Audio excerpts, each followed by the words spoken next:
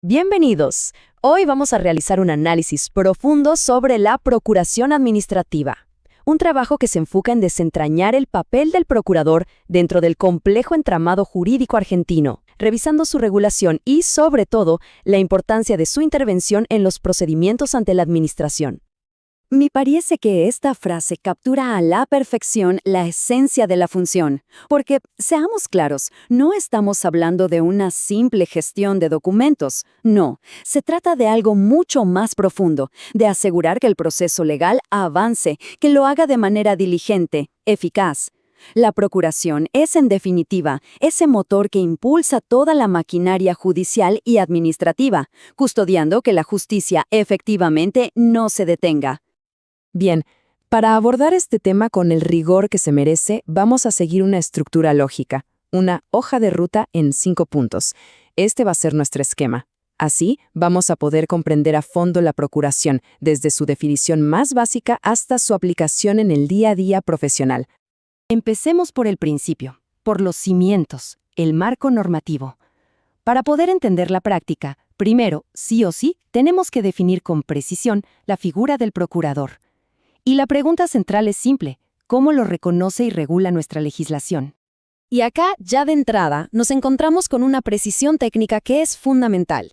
Si uno hace una búsqueda literal, palabra por palabra del término procurador en la Ley de Procedimiento Administrativo, la famosa 19.549, va a notar algo curioso. La normativa no usa esa palabra de forma explícita. Y bueno, acá reside la clave interpretativa. Aunque la ley no use el término exacto, la figura está ahí, implícitamente reconocida.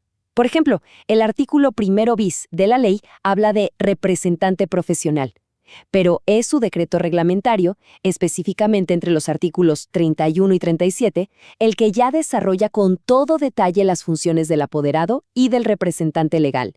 Y son estas, en la práctica, las tareas propias de la procuración. Perfecto. Una vez definida la figura, el paso lógico es delimitar su alcance. Vamos a analizar los límites de esta representación. ¿Cuándo termina la labor del apoderado?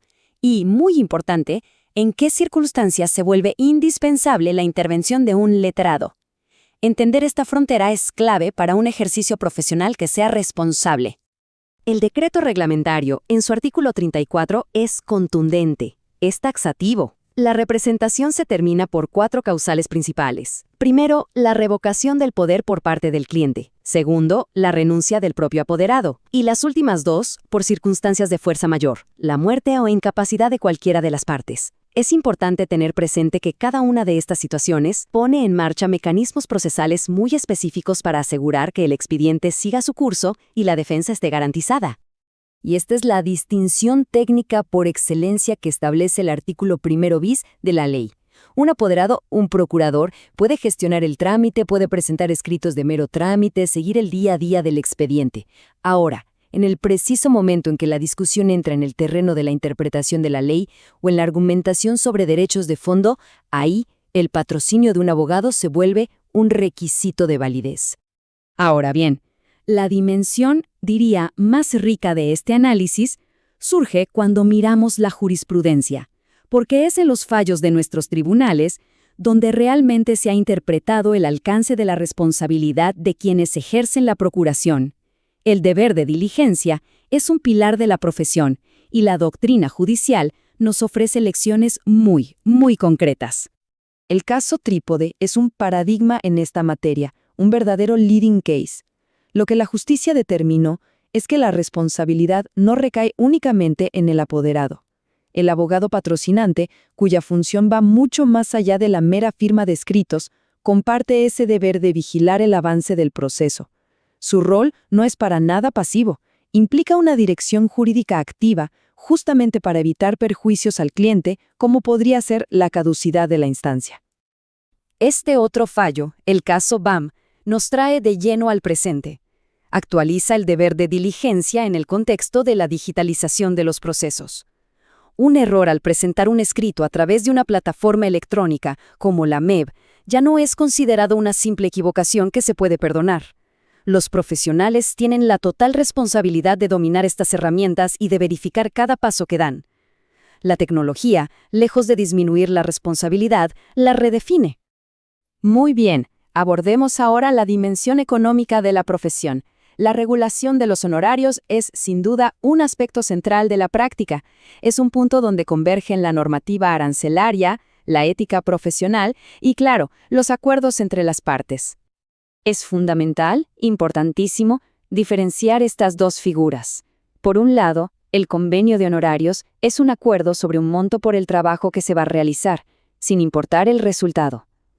En cambio, el pacto de quatalitis es, en esencia, una apuesta al éxito. Los honorarios son un porcentaje del beneficio que obtenga el cliente. Y si no hay un resultado favorable, no hay cobro. La ley, por supuesto, para proteger a las partes, establece límites porcentuales muy claros para este último. Para que todos estos conceptos no queden en el aire, vamos a materializarlos. Vamos a hacer un análisis práctico. Veremos cómo se liquidan los honorarios de un procurador en una situación concreta, aplicando los principios normativos que acabamos de estudiar. Planteemos el siguiente escenario, uno bastante habitual. Tenemos un proceso judicial dividido en 4 etapas procesales.